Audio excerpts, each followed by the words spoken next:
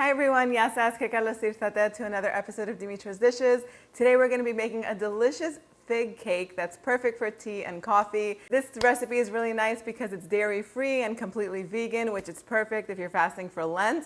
It goes really well, like I said, with a nice hot cup of coffee. So call some friends over to share this goodness. Let's get started. Okay, so we're going to begin by preparing our pan. I have a 9 by 13 inch baking pan here that I'm just going to spray with some avocado spray. You could brush it with olive oil if you'd like. And now we're going to get the figs done. So I have a pound of dried figs here. This is a really nice recipe to use with dried figs if you have them on hand. If you don't, you can substitute dates for this. And if you're using dates, just skip this step because they're already soft enough. I'm adding 4 cups of boiling hot water to the dates, and I'm going to let them sit while I prepare all the rest of the ingredients. So over here I have 1 cup of walnuts, and I'm just going to roughly chop them.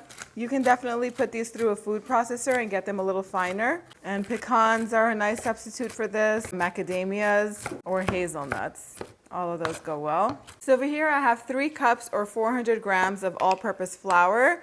To that I'm going to add a tablespoon of baking powder, about a 1/4 teaspoon of salt, 1 heaping teaspoon of ground cinnamon, and a 1/4 teaspoon of ground cloves. And I'm just going to whisk that all together. Dry ingredients are ready. Now we're going to get the wet ingredients prepared. And this all can get done in one big bowl, so it's very simple. So I'm going to add 1/2 cup of olive oil. This is a light olive oil. You can use your favorite vegetable oil for this. That doesn't have that much flavor. A cold pressed olive oil would be a little bit too bitter, so I wouldn't use that. And then I'm going to add 1 cup of tahini. This is going to give it a lot of earthy flavor and a little bit of a fudgy consistency. So this is not sponsored or anything like that, but this is a very good brand of tahini. If you shop at Whole Foods or if you can get it online on Amazon, the 365 brand is really nice, and so is the Soom brand, S-O-O-M. Those are really good quality tahinis. Every time I get them, they taste fresh. Now I'm going to add 1/2 cup of freshly squeezed orange juice, a teaspoon of baking soda. I like to add the baking soda to the wet ingredients so that way it incorporates well and you don't get a bite of that bitterness in the cake. And then for an egg substitute, because you do need something that's going to help this hold together, if you're not worried about keeping this vegan, you can add 2 eggs at this point. Otherwise, it's 1 tablespoon of ground flax seeds. To the 1 tablespoon of flax seeds, I'm just going to thin it out with 3 tablespoons of water. And I'm just going to use some of this fig water, actually. I'm going to add this in a second. I'm just going to give it a chance to soften up. And then 1½ cups of granulated sugar.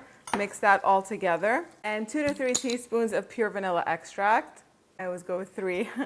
When it comes to vanilla, the more the better. Vanilla and cinnamon both. I love those 2 flavorings. So mix that all up. And now I can add the flax egg mixture. At this point, the figs should be nice and soft. You can go ahead and get them out of the water. We are going to use some of this water in the cake. But first, we're going to chop these up. Okay, just go ahead and cut off that hard stem. And then roughly chop each fig. You can cut them as big or as small as you like. It's up to you.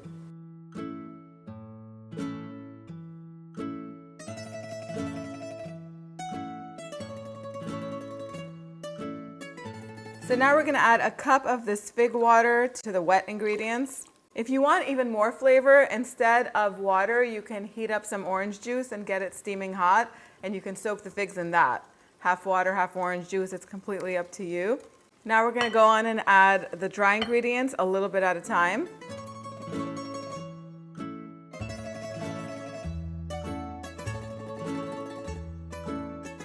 I'm just going to leave a little bit of the flour in the bowl so that way we can toss the walnuts in there. That way they don't sink down to the bottom. As soon as all of the flour is incorporated, I'm going to switch to a spatula and add the walnut mixture along with the figs. You can zest an orange and put it in here if you'd like.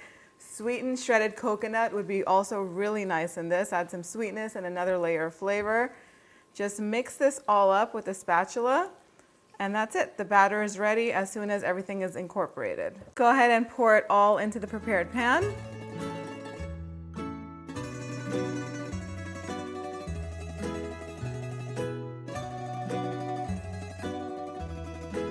And this is going to bake in a preheated 350-degree oven on the middle rack for about 35 to 45 minutes. You'll know it's ready when a toothpick that's inserted into the center comes out clean or with some moist crumbs attached.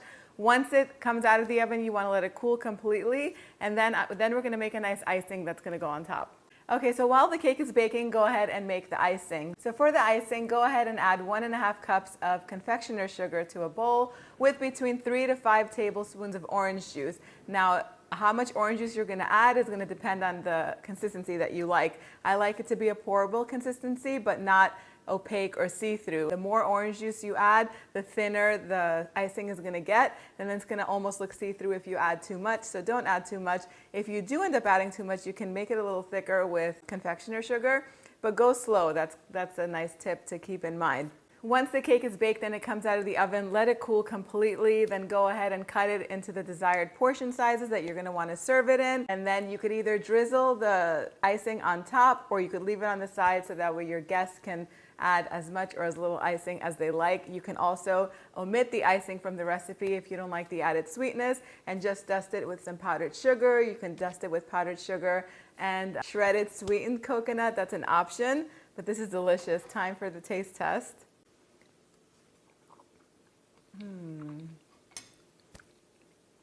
So good. You get the warmth from the cinnamon and the cloves, the chewiness from the figs, a little crunch from the walnuts, and that icing just adds a little bit of orange to it, which freshens it up because tahini does leave a little bit of an earthy flavor. The whole combination is amazing, perfect with a nice cup of coffee. The exact measurements are on the website, www.dimitrasdishes.com. I hope you guys give this recipe a try, and if you like it, let me know in the comment section down below. Thank you so much for spending time with me today. I'll see you all next time. Guess us.